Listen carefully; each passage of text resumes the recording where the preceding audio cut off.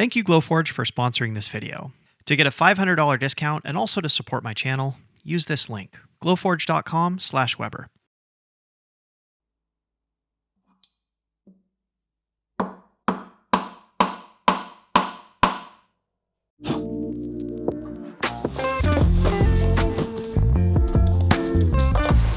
Meet my new friend, the Glowforge Pro.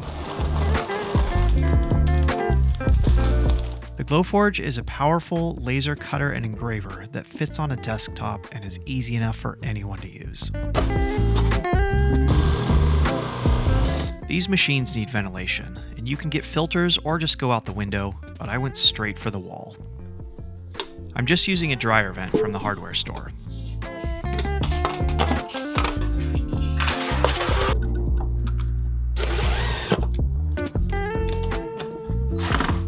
The Glowforge has its own built-in exhaust fan, but several other YouTubers have suggested this aftermarket fan because it's quieter and a little more powerful. I'll post links in the description below this video for all of the products that I mentioned. Here's what it sounds like with me talking right next to the fan so you can see how quiet it is. And now that we're up and running, it's playtime.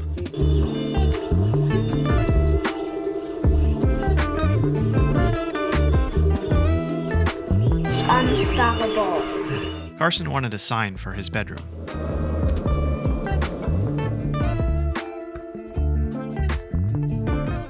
And then I caught this moment completely candidly. Dada? Yeah. I wonder what I'll do when I'm growing up. I don't know. What do you want to do when you grow up? I don't know. All I want to do is be a fun daddy, because when I grow up, I'm going to be a daddy. That sounds good. Nolan has this box that my wife wrote his name on. We simply put it in the Glowforge, and it scanned the writing with its own camera. And with just a couple of clicks, the Glowforge software turned it into a digital graphic. And with one more click, it made an engraving right over the pen.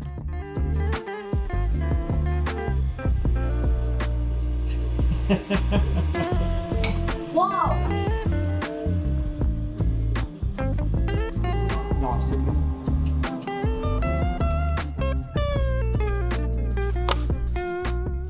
My wife uses this tack hammer to hang art gallery shows, so I figured I'd customize it for her.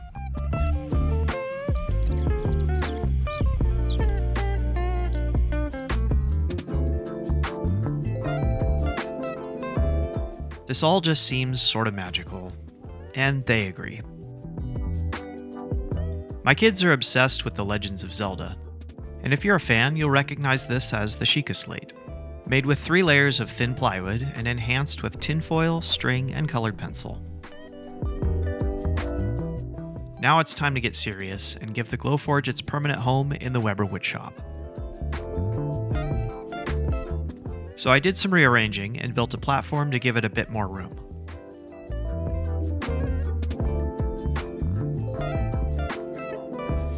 Then I mounted my exhaust fan on the wall.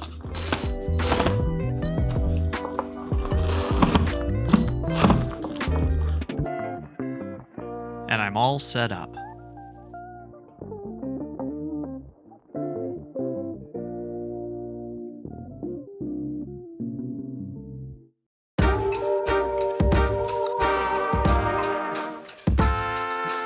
My wife designs these stickers and sells them wholesale to businesses around the country. And I make the display stands in my shop that we send to our retailers. We ship them flat packed, and the retailer needs to be able to easily assemble it in the store. I make them on my CNC machine, which is great, but even with a good bit, it does leave quite a bit of sanding. So I figured I would try redesigning them for the laser and see how they come out. But I first needed to do some experimentation. I did some test cuts to see what the tolerances would be like for fitting my pieces together. I tried various different settings on the 1/4-inch plywood that I was using before, and what I found was that Glowforge will definitely cut through the 1/4-inch plywood, but it has to cut slowly, which does leave quite a bit of charring to clean off later. So I ran some of the same tests in 1/8-inch plywood, and the results were dramatically cleaner. This is the little sample I made so I could figure out the perfect fit for the slots in 1/8-inch plywood. It needed to hold firmly, but slip together easily without any tools. Then I made one more little sample of the actual joints. And I finally got the perfect fit. I'm doing all of my three-dimensional design in SketchUp and using a plugin to export the two-dimensional SVG files for the laser.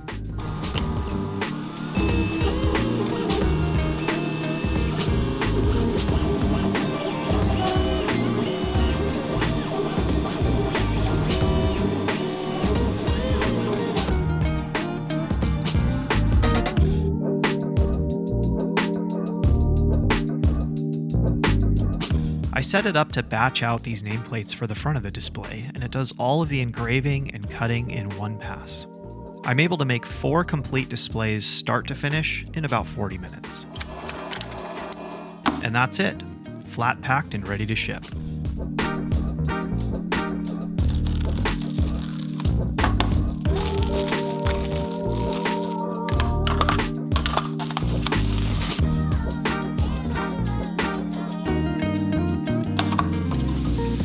It might look a little wobbly at first, but as soon as everything locks together, it's solid. I designed these little locking tabs to make up for the thinner material, and it worked perfectly. I can't tell you how impressed I am with how clean these parts come out right off the machine.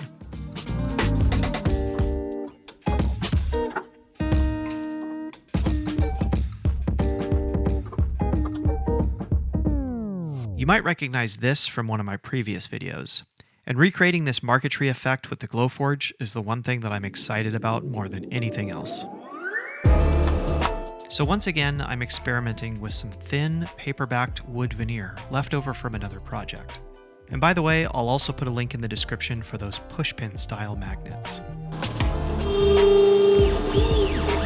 I scribbled out a very simple little mountain in my design software. I'm using something called Affinity Designer for iPad, but you can also use Adobe Illustrator or various free programs. But in order to get a tight fit with the Marquetry pieces, I needed to try different offsets in the software to account for the tiny kerf created by the laser beam.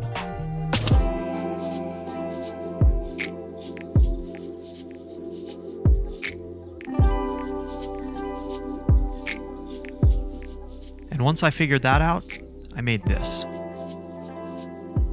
But that's a story for another day.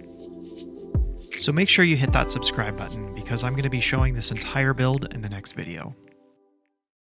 Remember to use this link to save up to $500 on your Glowforge purchase.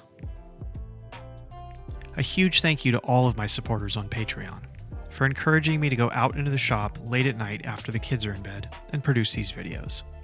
If you want to join the club, get access to my SketchUp files, t-shirts, stickers, and other merchandise, or see your name at the end of these videos, just find me on Patreon. See you later.